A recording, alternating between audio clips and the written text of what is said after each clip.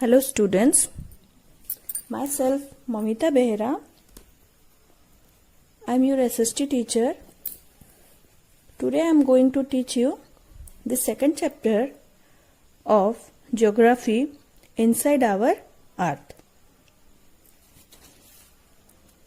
To understand the structure of the Earth, first let's get the background of how Earth was formed. It happened 4.5 billion years ago. The Earth then was nothing like what it is today. Okay, the Earth started off as it is round ball of homogeneous molten material revolving around the sun. As the liquid slowly cooled down, the materials that form the Earth solidified and set in the center of the Earth, where they formed a metallic core. At the same time, the lighter elements were pushed out towards the surface, where they formed the Earth's crust. This led to the formation of the Earth with several different layers of materials, very much like an onion.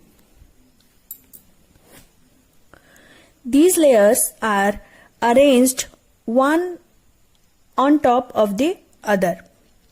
The outermost layer is the solid crust. Next is the highly viscous layer called the mantle. Below the mantle, it is the liquid outer core of the Earth. A solid inner core forms the Earth's innermost layer. The topmost layer, the crust, is the thinnest layer. This layer can be classified into oceanic crust and continental crust. The oceanic crust is the crust beneath the ocean is only about 5 km thick. On the other hand, the continental crust is as thick as 35 km. However, considering the Earth size, the crust is quite thin. Suppose the Earth was like the size of a football. Can you guess how thick the crust would be? It would be about half a millimeter thick. The Earth's crust is at its thinnest in places such as Valley in the East Africa and the thickest under mountain ranges. The continental crust is composed of two minerals, silica and alumina. The combination of these two elements gives it name Sial.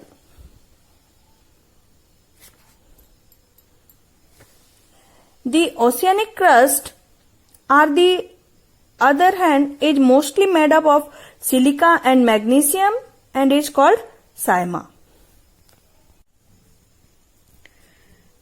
Students, did you know when the Earth's crust gets ruptured, the hot molten magma, ash and gases comes out from the core to the surface of the Earth. This results in the formation of a volcano. The magma came out the surface of the Earth is called lava. The Hawaiian islands are said to have formed due to undersea volcanic activities. The crust, however, makes up only 0.5 to 1% the Earth's volume. So, what about the other components that make up the Earth? Well, 83% of the Earth is made up with mantle. The remaining 16% is the inner and the outer cores. The mantle lies just below the Earth's crust, and it's 2,900 kilometer deep. That makes it the thickest among all the layers that comprise the Earth. It is made up of viscous materials.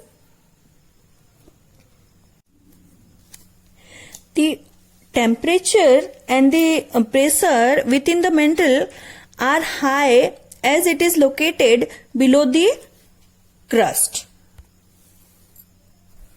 That makes the material of the mantle very viscous, which means although it is in liquid form, it does not flow freely.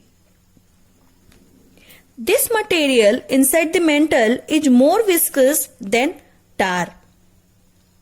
As known as magma, it is semi-solid and can flow. Magma is contained within the magma chamber. Finally, as go deeper inside the earth, you come to the core. The core consists of an outer core and an inner core. The outer core lies just below the mantle and is mainly made up with nickel and iron. This combination gives it the name knife. Ni for nickel and Fe for ferrous. The materials within the outer core are in the liquid state. Considering how high the temperatures in the outer core are, can you guess what the condition in the inner core would be like? It would be even hotter. The temperature in the inner core range from 5,000 to 6,000 degrees Celsius. You may be wondering, why is the inner core solid despite such high temperatures? The pressure in the inner core is so high that the materials gets solidified. Students, did you know the core as a structural elements of the earth was discovered in the year 1906 by R.D. Oldham? During his study, the earthquake records, it was the first such internal structure of the earth to be identified. In this part, you learned that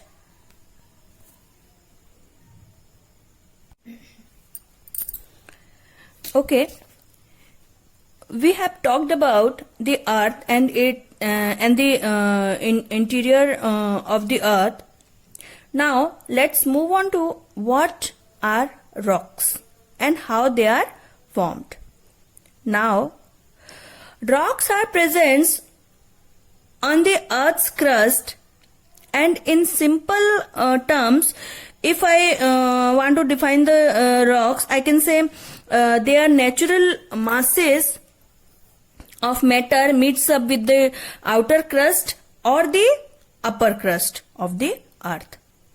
They can be differentiated on three categories: the size, the color, and the texture of the rock.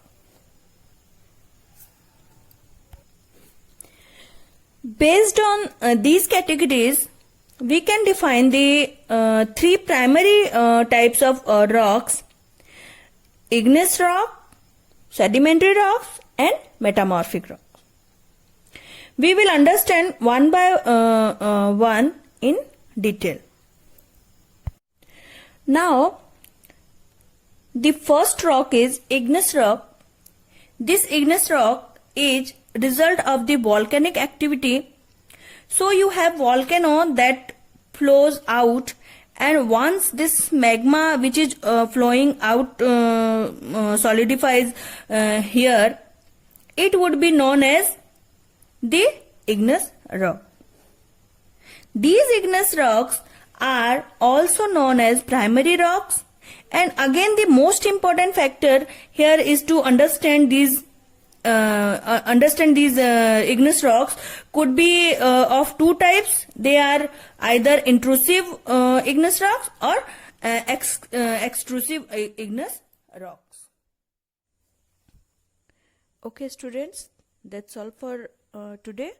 We will read the rest part in our next video.